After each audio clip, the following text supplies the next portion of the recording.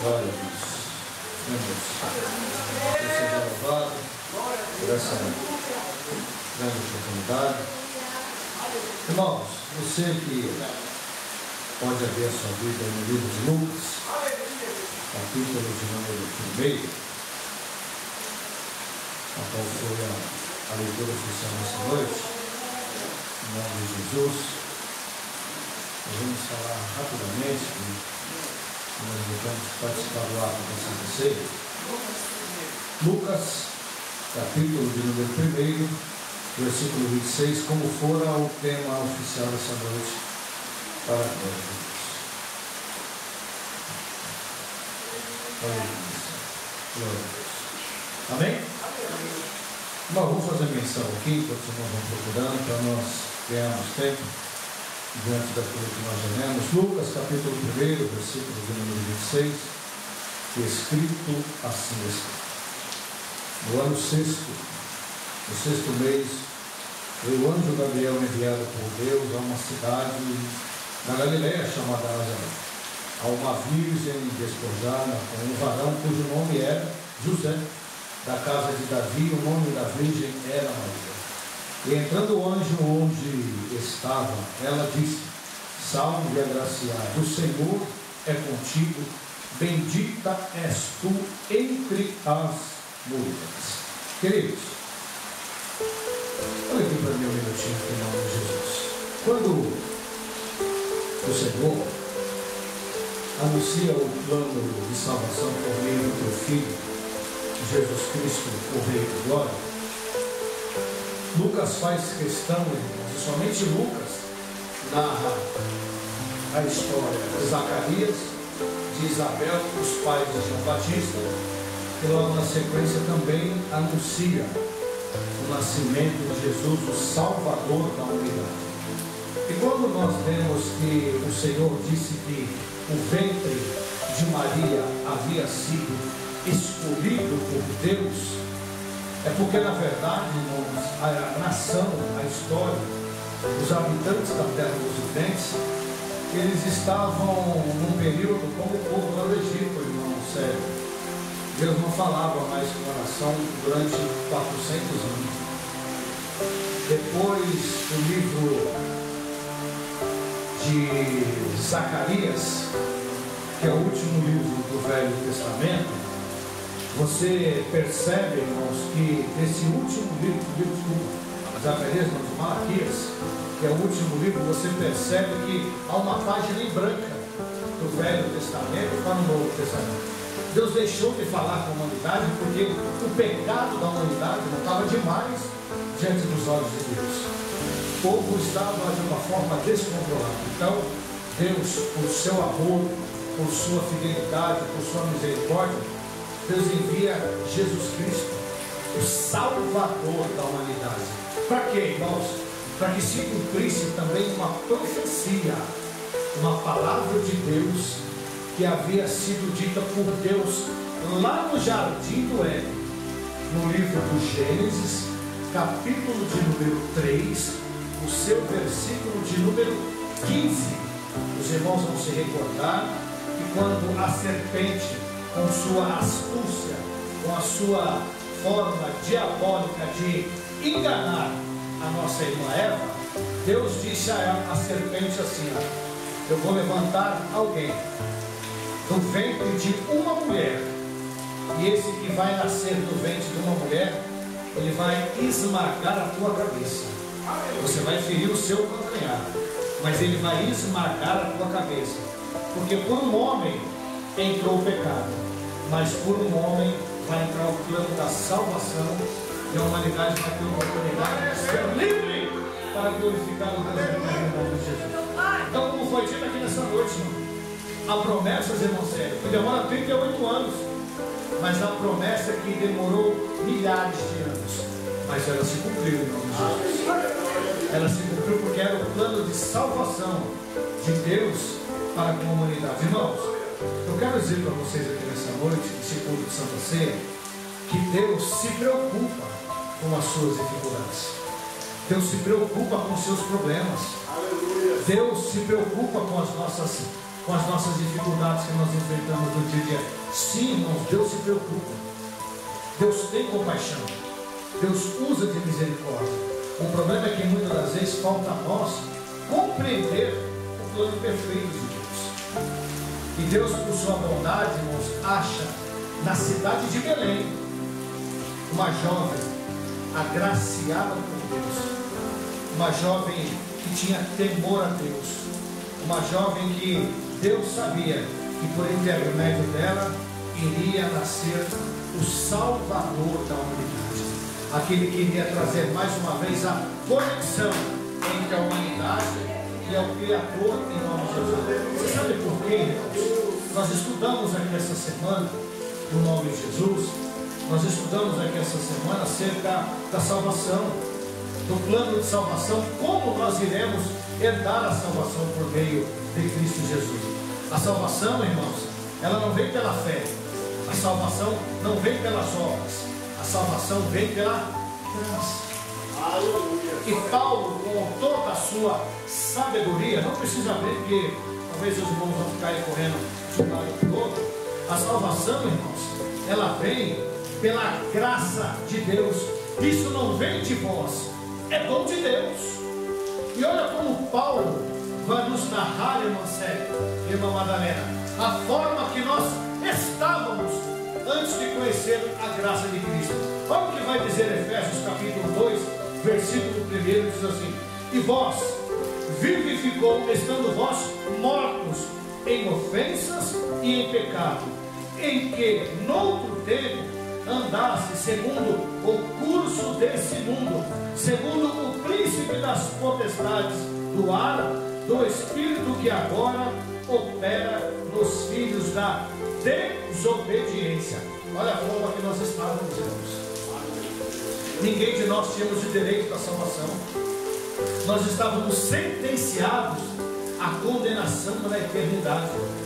Mas Deus, olhando nos céus, irmãos, Deus olhou para essa humanidade e falou: eu não posso permitir que o inimigo vença sobre aqueles que eu, Senhor, levantei e constituí para que sejam meus filhos, meus servos, e que esses venham me adorar em espírito e em verdade. Irmãos, Jesus se compadece de nós. Há um clamor sobre os céus da terra. Há um clamor aonde habita o Altíssimo. E o clamor que vem entoando nos céus de glória é: quem me enviarei para que haja salvação na humanidade? Houve silêncio nos céus, porque ninguém seria digno o suficiente de derramar o teu sangue inocente, para que eu e vocês tivéssemos acesso ao Pai, que venharíamos ser libertos das cadeias, das algemas, das correntes que nos aprisionavam no pecado. Somente Cristo Jesus, irmão, poderia fazer isso, somente o Altíssimo. E de repente ouve-se uma voz: eis-me aqui, envia-me a mim. Eis-me aqui, envia-me a mim. E olha o que Paulo, cheio da graça, cheio da bondade de Deus, vai instruir para mim e para você, igreja amada do Senhor. Olha só: estando nós ainda mortos em nossas ofensas, nos vivificou juntamente com Cristo, pela graça sois salvos, e nos ressuscitou juntamente com Ele, e nos fez assentar nos lugares celestiais em Cristo Jesus, para mostrar nos séculos vindouros, que é esse momento que nós estamos vivendo aqui, as abundâncias, as riquezas da sua graça, pela sua benignidade para conosco, Cristo Jesus o Salvador. Eita glória! Mas ainda, irmão Sérgio, ainda, irmão Edmilson, ainda, irmão Robson, o projeto estava sendo executado, mas sabe o que faltava, irmãos? Ser consumado. Faltava ser consumado. Faltava ser consumado o projeto. Jesus vem sobre a face da terra, irmãos. O que Lucas nos narra no capítulo 1 se cumpre para a glória de Deus. Em Belém nasce o Salvador da humanidade, o Cristo, o Salvador do mundo. E Ele será reconhecido como Conselheiro, Deus forte, Pai da eternidade, Príncipe da paz, o Cordeiro Santo que tira o pecado da humanidade. Ele será o desejado entre as nações, o princípio e o fim, o alfa e o ômega para a glória. Ele cumpre o projeto de salvação sobre as nossas vidas. Ele vem trazendo libertação, Ele vem curando, Ele vem salvando, Ele vem dando vida e vida em abundância. Como foi dito aqui nessa noite, alguém que estava acorrentado, aprisionado há 38 anos, de repente Ele chega para fazer o que a sociedade não tinha o que fazer. Ele traz esperança à vida, Ele coloca de pé quem ficou prostrado durante 38 anos. Mas era necessário que a nossa libertação fora gerada pelo preço de sangue. Ô igreja, mensagem de Santa Ceia, irmãos, nem sempre dá para a gente sapatear, saber por quê? Essa mesa, irmãos, ela tem um significado muito importante para nós. Para nós chegarmos nesse dia como hoje, celebrarmos desse alimento que não é todo mundo que pode participar. Não é. Por que não é, pastor? Porque esse alimento, ele é um alimento monarca, ele é um alimento real, ele é um alimento que o rei estipulou e somente os príncipes, juntamente com as princesas, podem sentar em volta dessa mesa e participar desse banquete maravilhoso.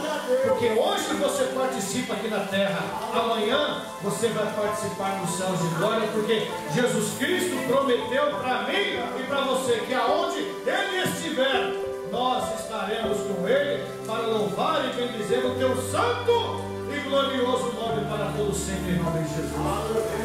Aí, irmãos, vem o ato de ser consumado.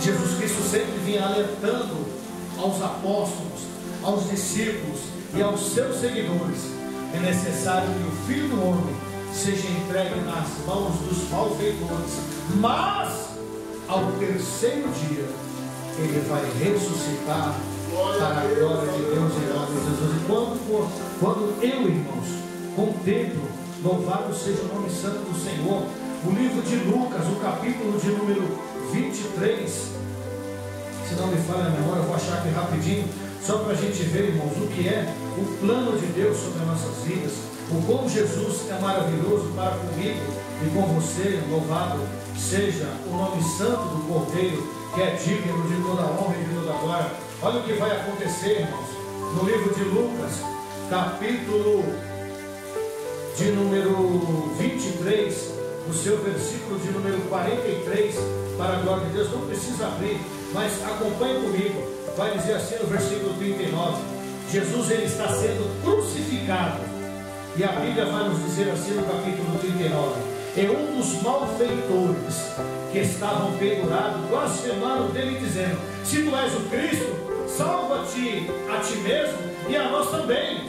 Respondeu, porém, o outro, repreendiam-o, dizendo: tu nem ainda tens a cruz. Estando nesta condição, nós, na verdade, somos justificados porque recebemos o que nós fizemos. Nós merecíamos isso, mas este não fez mal nenhum. Sabe o que eu entendo, irmão Sérgio?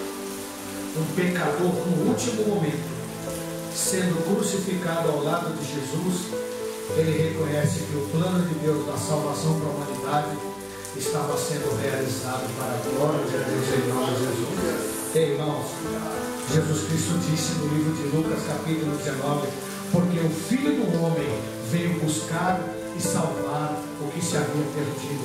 Até mesmo na cruz do Calvário, um dos salteadores, um dos bandidos, reconhece que Jesus Cristo era o plano perfeito da salvação para a humanidade em nome de Jesus.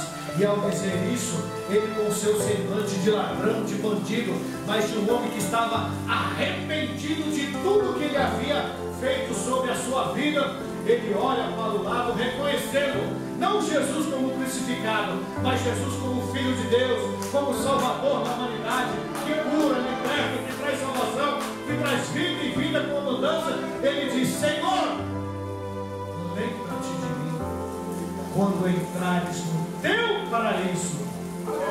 Jesus olha para aquele homem e disse assim: Pai, o projeto deu certo, porque na cruz do Calvário o primeiro homem está reconhecendo que eu sou o enviado do céu, que tira o pecado, que liberta, que dá vida em abundância. E Jesus, ao olhar para aquele homem, ele diz para ele assim: Filho, hoje mesmo estarás comigo no paraíso. Ele veio buscar o que se havia perdido. A sociedade um dia olhou para mim, para você e disse: olha, esse daí não tem jeito, essa daí esquece, não investe nesse daí, porque esse daí não vai dar em nada. Enquanto a sociedade nos rejeitou, enquanto a sociedade nos discriminou, enquanto a sociedade não viu em nós valor nenhum, ele, o Filho de Deus, olhou para mim, para você e disse assim: ó, a sociedade pode te rejeitar, mas eu vim te buscar e vim te dar um alimento novo. Eu vou te fazer assentar sobre os príncipes, sobre a autoridade. Eu vou fazer dar certo o que a sociedade não acredita. Eu sou um homem que é invisto no projeto que está falindo, e quando eu entro, o que era para dar errado vai dar certo em nome de Jesus. Em nome de Jesus. O que acontece no Mar Prédio? Jesus entrega o seu corpo para a morte, porque nem a morte pôde tragar Jesus, porque não havia falha, não havia defeito, não havia pecado. Se olhar para mim, vocês vão achar um monte de defeito. Se olhar para a pastora, para os irmãos que estão aqui, cada um de nós temos um defeito. Por isso que a morte, muitas das vezes, ela vai nos tragar, irmãos, porque em nós há uma natureza pecaminosa, e o salário do pecado nós sabemos que é a morte, mas em Cristo não, irmãos. A ferramenta, o aguilhão da morte não pode tocar em Jesus, sabe por quê? Porque não havia pecado, não havia falha, não havia erro, não havia sentença, não havia acusação. Por mais que rejeitaram, por mais que cuspiram na sua face, por mais que o chicotearam, por mais que judiaram do meu e do seu Salvador, na cruz do Calvário, ele olha para o céu e disse: Pai, perdoa-os, porque não sabem o que estão fazendo. Perdoa-os, ó Pai, porque eles não sabem o que estão fazendo.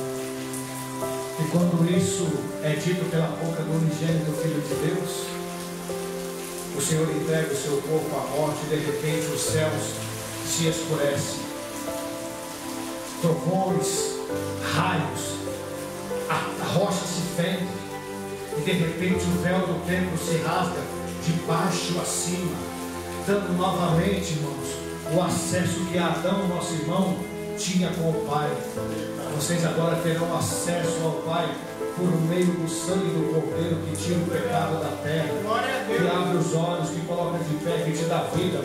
Você não vai ser mais sentenciado, sabe por quê? Jesus na cruz do Calvário virou: Pai, o preço foi pago. Por um homem entrou o pecado, mas por outro homem entrou a salvação. O plano da salvação está estabelecido. Pai, eu trago novamente a liberdade entre os céus e a terra, entre o Criador e a criação, entre o Pai e o Filho, em nome de Jesus. E hoje, como foi louvado nessa noite, você é livre. Você é livre. Você é livre. Você é livre para glorificar a Deus. Você é livre para glorificar ao Pai.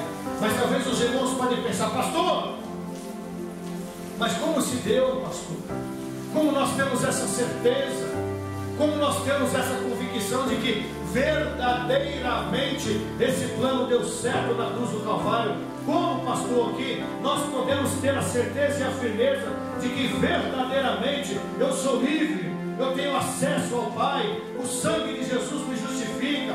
Como, pastor, eu posso ter essa certeza por meio da salvação da morte do inocente, que Jesus Cristo vive e reina para todo sempre, em nome de Jesus, irmão? Eu sempre digo, irmão Sérgio, que a Bíblia tem resposta para tudo. E quando eu abro a minha Bíblia no livro de Mateus, no seu capítulo de número 28, bendito seja o Senhor, eu me deparo com esse texto, Mateus 28, capítulo 28, versículo 1, que o narrador, o nosso irmão Mateus, vai dizer: é no fim do sábado, quando já despontava o primeiro dia da semana, que era domingo, o terceiro dia, a nossa irmã Maria Madalena e a outra Maria foram ver o sepulcro. E eis que houve um grande terremoto, porque o anjo do Senhor descendo do céu, o mesmo anjo que desceu do céu avisando Maria: você vai gerar o Salvador da humanidade. O mesmo anjo, ou um outro anjo diferenciado, é enviado por Deus para trazer a notícia de que o Salvador iria nascer para libertar o povo de Deus do cativeiro do inimigo. Deus envia um anjo para dizer: ei Maria,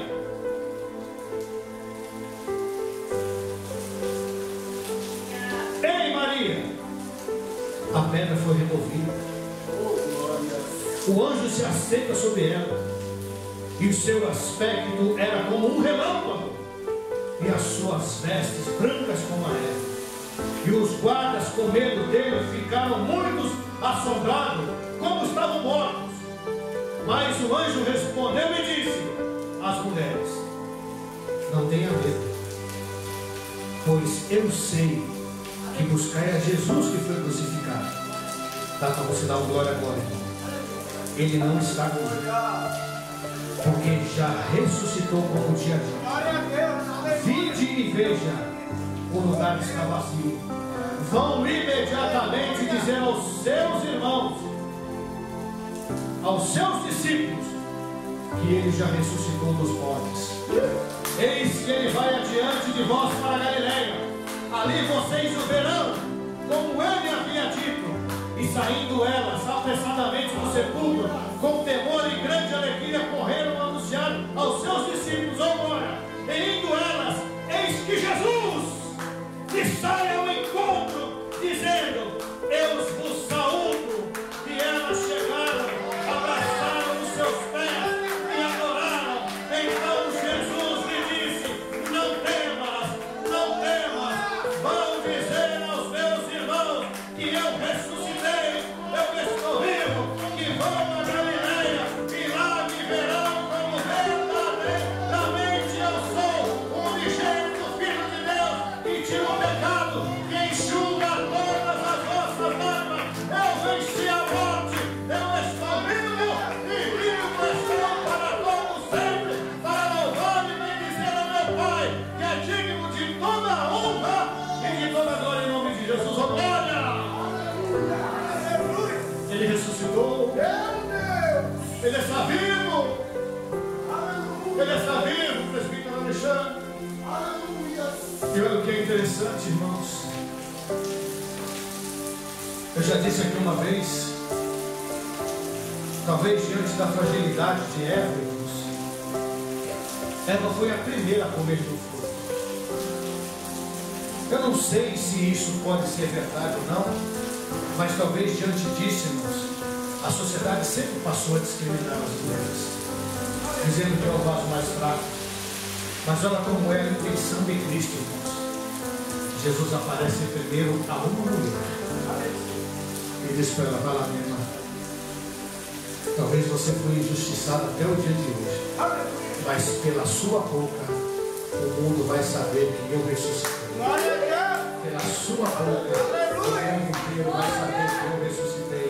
Não foi por um homem, não foi por um profeta, não foi por um discípulo, não foi por um rei, mas foi por uma mulher pecadora que havia demônios, mas foi liberta e agraciada em contemplar Jesus Cristo ressuscitado para a glória de Deus, em nome de Jesus. Para nós encerrarmos esse ato tão maravilhoso, Jesus então disse a elas: olha, manda os meus irmãos, os discípulos, irem para a Galileia.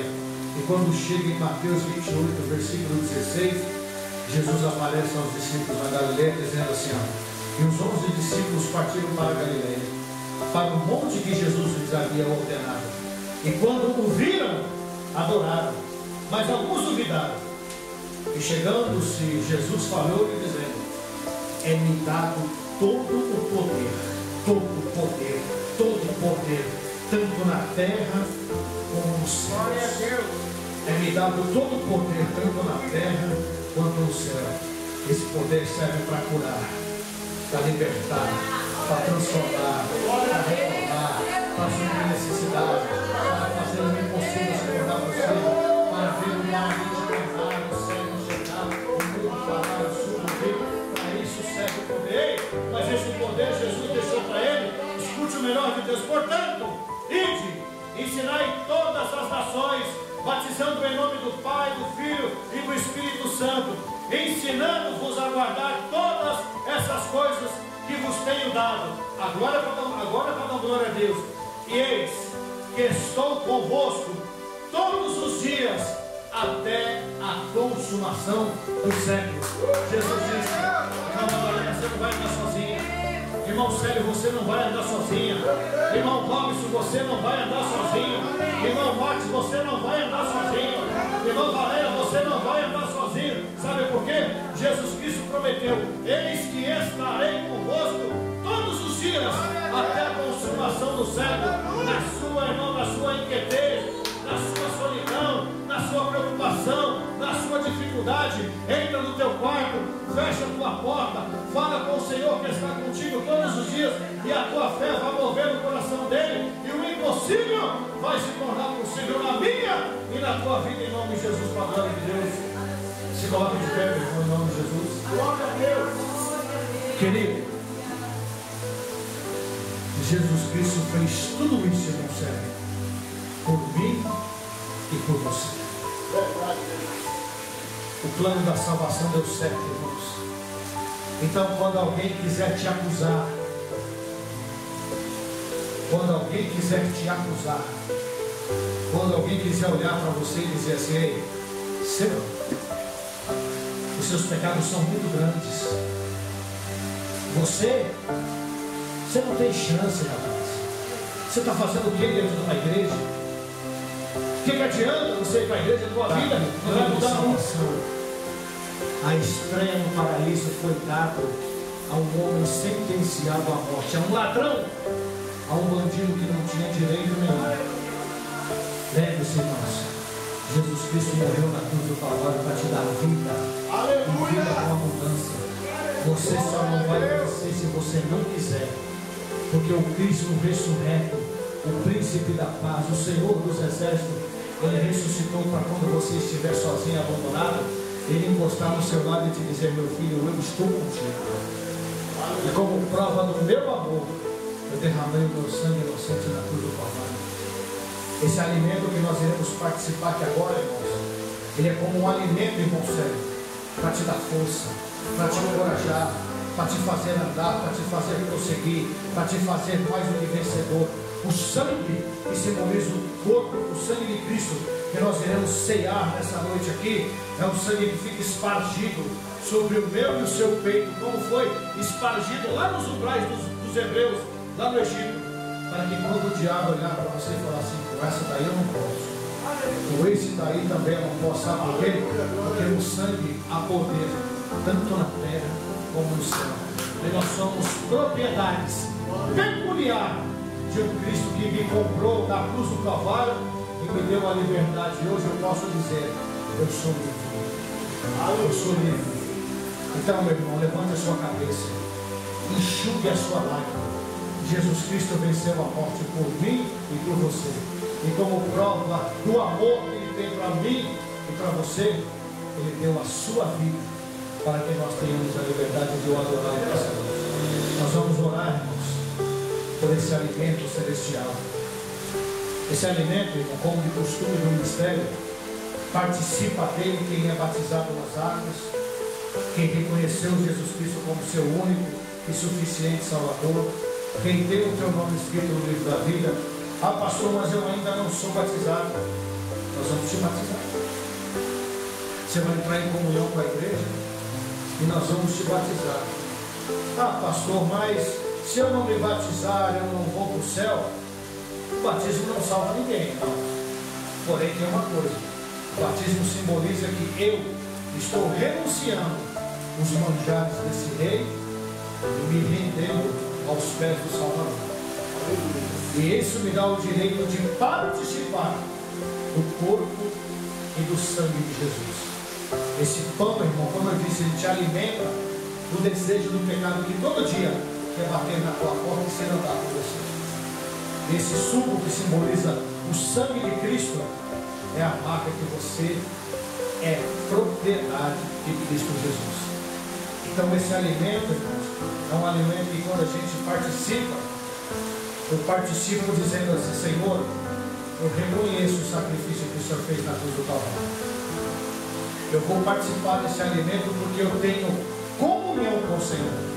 E como prova da minha fidelidade, eu vou procurar rejeitar o pecado, a mentira, a prostituição, tudo aquilo que não agrada ao Senhor, para oferecer ao Senhor o meu corpo perfeito e agradável como um sacrifício vivo, para que o nome do Senhor seja glorificado na minha vida, em nome de Jesus. Amém? Você pode aplaudir o seu coração.